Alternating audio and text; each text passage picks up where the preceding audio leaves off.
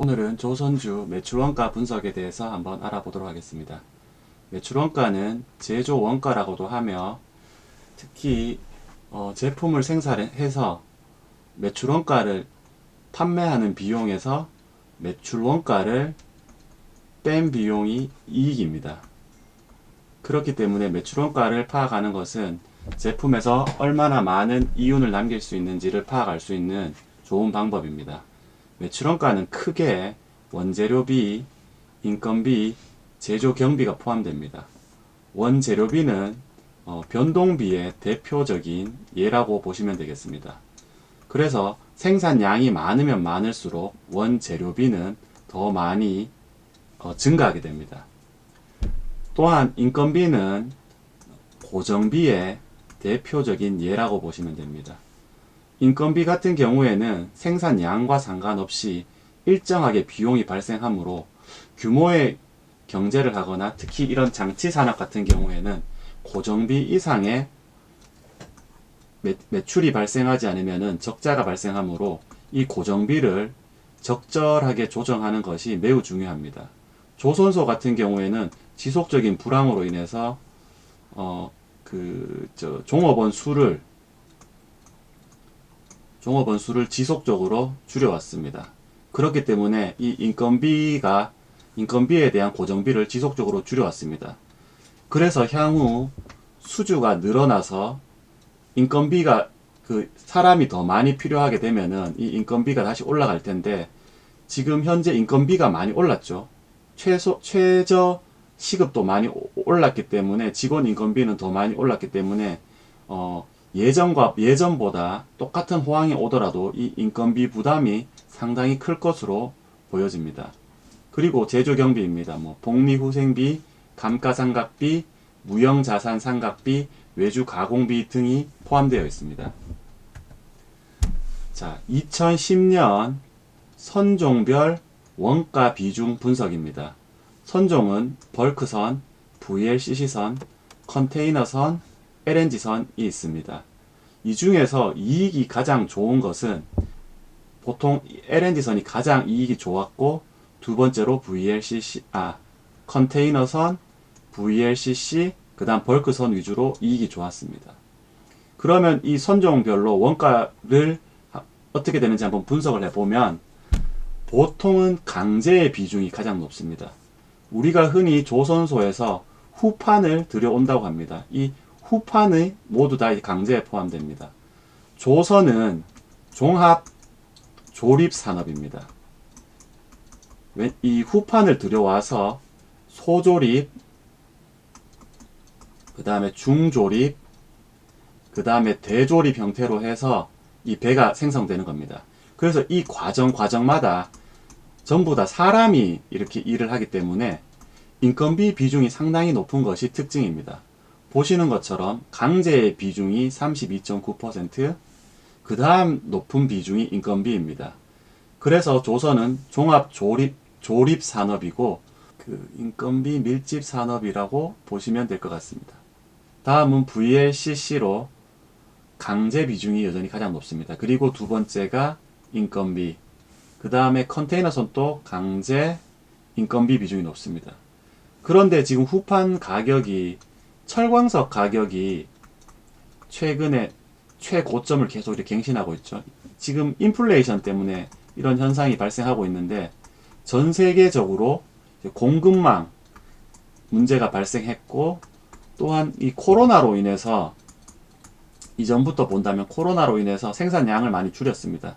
그랬던 것이 이제 코로나가 점차 완화되면서 생산량이 늘어나면서 공급망 이슈와 인플레이션이 동시에 발생해서 지금 원재료비 같은 철광석 같은 경우에는 굉장히 많이 올랐죠. 올랐기 때문에 이 철광석 비용을 후판 가격에 대부분 전가가 됩니다.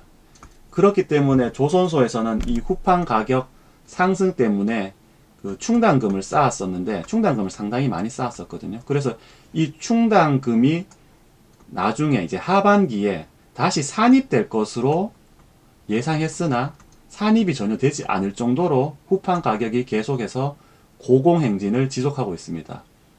따라서 예전 2000년도 이 조선 호황기 때 보다 이제 조선 호황기 때 후판 최고 가격과 거의 유사한 수준으로 지금 현재 후판 가격이 계속 유지되고 있기 때문에 이 변동비 중에서 비중이 큰 이 강제는 원자재비죠. 원자재비가 높은 상태로 유지되기 때문에 이 수익성이 이제 떨어질 수밖에 없는 구조입니다. 그것뿐만 아니라 인건비도 이 조선이 종합 조립 산업이기 때문에 이런 인건비가 상당히 많이 듭니다. 그래서 인건비도 이 2000년도에 대비하면은 거의 곱하기 2.5배 가량 상승했기 때문에 이 강제와 인건비를 합치면은 50%가 넘는 비용이 발생하는데 이 비용 구조에서 모든 것이 다 이렇게 많이 올랐기 때문에 예전과 같은 호황이 오더라도 이 OPM이 예전처럼 좋을 수는 없다라는 것입니다.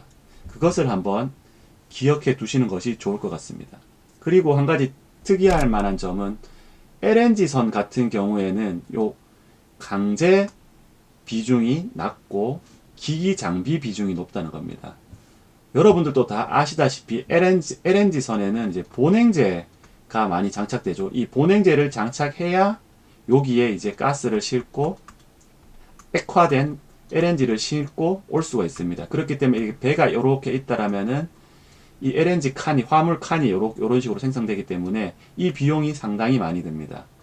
그런데 이 LNG 선조차도 인건비는 상당히 많이 들기 때문에 이 인건비와 강제비가 지금 상당히 많이 오른 시점에서 우리가 조선 경기가 향후 호황이 온다 할지라도 예전과 같은 좋은 수익 구조를 내기는 조금 더 어렵지 않나 라고 생각이 듭니다. 자, 철광석 가격을 한번 보시면은 조선 수주가 많이 돼서 2004년부터 해서 2007년까지 주가는 많이 올랐습니다. 그리고 요 당시 2005년부터 2006년 요때 그 신조선가도 상당히 높은 수준에서 유지되었습니다. 그렇기 때문에 이때 수주한 물량은 2008년부터 2009년, 2010년 요때 실질적으로 매출이 발생한 이 시기에는 그 매출이 증가하는 만큼 아무래도 수요와 공급에 따라서 철광석 수요가 많아지니까 이 공급량은 딸리고 해서 가격이 점차적으로 오르게 됩니다. 그래서 2011년도에 최고 고점을 찍었는데요. 2011년도 철광석 가격이 톤당 169달러였습니다. 그런데 그래서 이제 작년 기준으로 보면 이제 작년 상반기 철광석 가격이 톤당 182달러, 하반기 가격이 137달러. 그래서 평균했을 때 2021년 평균 철광석 가격이 159달러입니다. 그러면 이전에 철광석 가격의 추이를 쭉 살펴봤을 때 2011년도 최고 피크를 찍었던 그 해의 가격보다는 조금 낮지만은 아주 높은 수준의 철광석 가격이 현재 형성되고 있다는 것을 우리는 알 수 있습니다. 그렇기 때문에 지금 이 철광석 가격은 후판 가격에 당연히 전가가 될 것이고, 후판 가격이 높아지면 변동비 중에서 약 30%를 차지하는 이 후판 가격이 높은 수준으로 유지되기 때문에 수익성은 저하될 수밖에 없는 구조라는 것을 알 수 있습니다. 자, 올해 철광석 가격인데요. 여기 보시면은 올해 철광석 가격이 가장 낮았을 때가 톤당 136불, 가장 높았을 때가 톤당 160불입니다.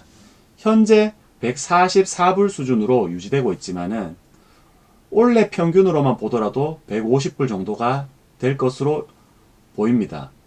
그렇기 때문에 작년에도 2021년 철광석 가격이 톤당 대략 150불 가량을 유지했었고, 올해도 철광석 가격이 대략 톤당 150불 정도를 유지하기 때문에 그 재료비 상승분이 상당하기 때문에 원가 구조에서 상당히 불리하다라는 것을 알 수 있습니다.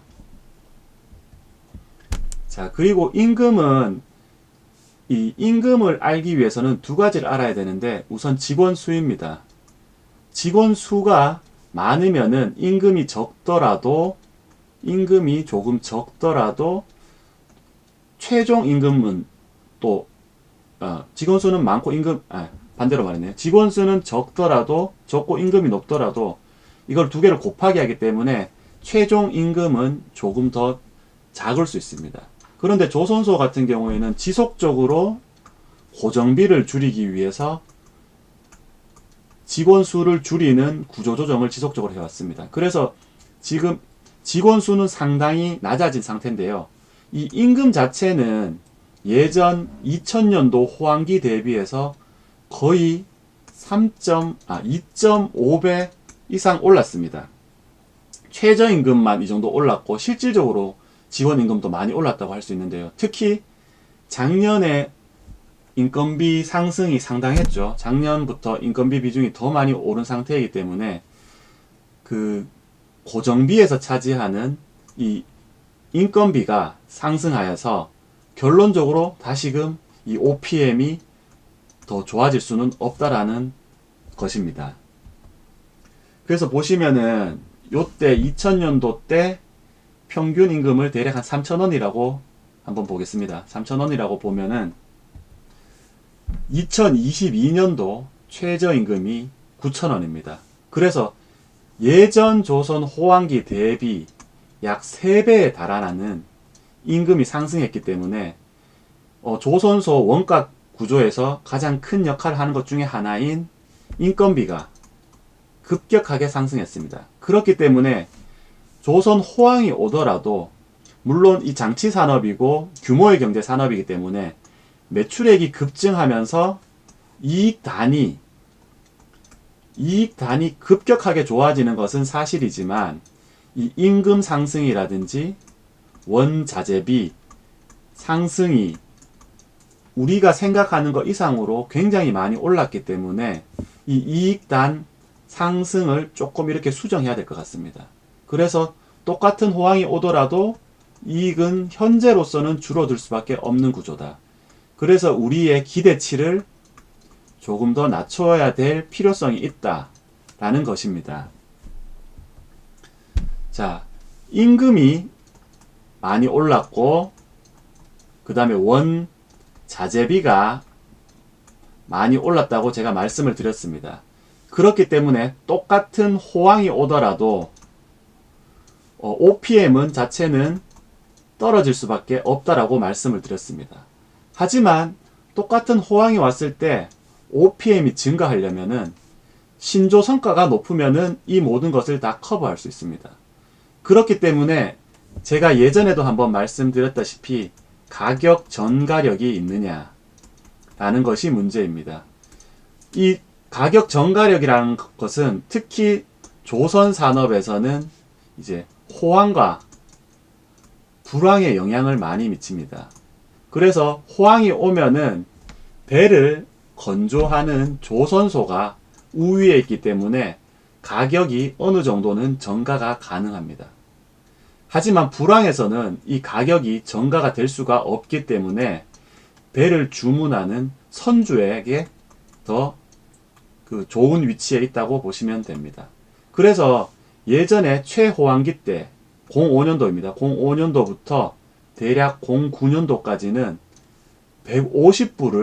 150포인트가 넘는 신조 성과 지수가 형성되었습니다.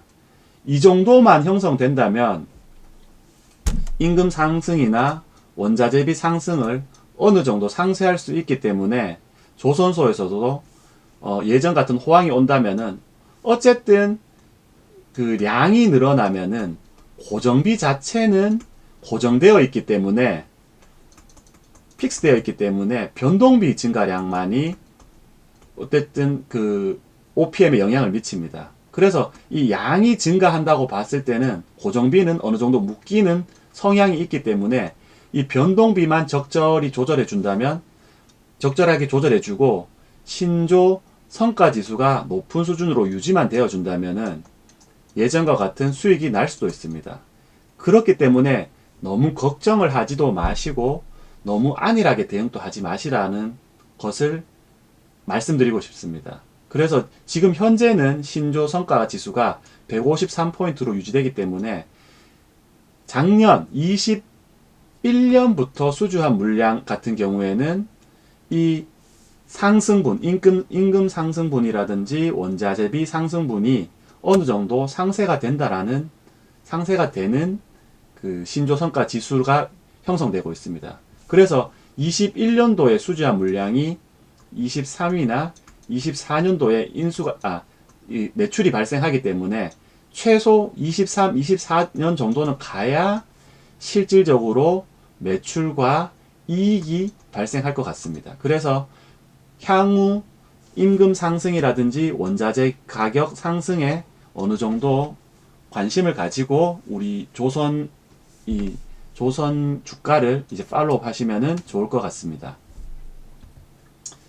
자, 그래서 이 골디락스 경제가 온다면은 조선에도 정말 좋을 텐데요. 골디락스가 오기 위해서는 인플레이션을 우려할 만큼 과열되지도 않고 경기 침체를 우려할 만큼 냉각되지도 않은 경제 상태를 골디락스라고 합니다. 그렇기 때문에 이 골디락스의 핵심은 바로 저인플레이션입니다.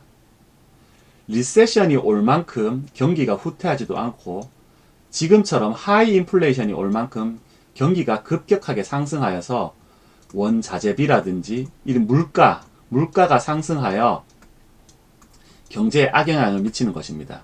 그래서 1에서 3% 이내에 인플레이션이 발생한다면 이 골디락스 경제가 발생하기 때문에 우리 산업에 전반적으로 다 좋은 영향을 미치겠지만 지금처럼 고인플레이션이 발생하는 상황은 사실상 산업 전반에 악영향을 미칩니다.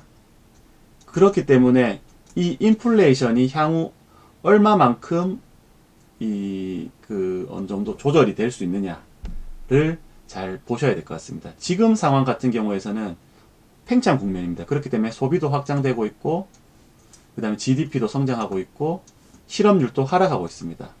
하지만 지금 이 저인플레이션이 아니라 고인플레이션 국면이기 때문에 주가가 하락하고 있고, 잠재적으로 소비 및 GDP, 실업률 모두 나빠질 수 있기 때문에 향후 이 인플레이션을 적절하게 조절하는 것이 경기를 예측하는 좋은 방안이 될 것 같습니다. 자, 그래서 예전에 주가가 가장 많이 올랐던 2004년부터 2007년까지 초호황기, 자, 이때도 실질적으로 매출이나 영업이익이 좋아서 주가가 오른 것은 아닙니다. 조선은 수주 산업이기 때문에 이 수주량을 보면 2, 3년 뒤에 상황을 예측할 수 있기 때문에 이 수주량으로 인한 기대감으로 주가가 상승했습니다. 그리고 실질적으로 이 수주량이 늘어났을 때에는 주가가 오히려 하락하는 모습을 보입니다. 그렇기 때문에 이 조선 같은 경우에도 2021년을 기점으로 수주량이 늘어났고 22년까지 충분한 수주량이 늘어나고 높은 수준의 신조성가 지수가 유지된다면 주가는 이렇게 상승할 확률이 높습니다. 하지만 이때 대비해서 원자재비라든지 인건비가 급격하게 상승했기 때문에 예전과 같은 초호황 국면은 오기가 쉽지가 않습니다. 하지만 조선 산업 같은 경우에는 대략 10년간 지속되는 장기 사이클을 가진 산업군입니다. 그렇기 때문에 향후 호황기가 온다라는 것은 어느 정도 예측이 가능하나 예전과 같은 이런 좋은 수익을 발생시키라는 것은 약간 기대치를 낮추는 것이 좋을 것 같습니다. 그렇기 때문에 여러분들도 지금 현 상황 대비해서 조선이 어느 위치에 있는지 강점과 약점은 무엇인지를 한번 잘 파악해 보시고 조선주 투자에 임하셨으면 좋겠습니다. 감사합니다.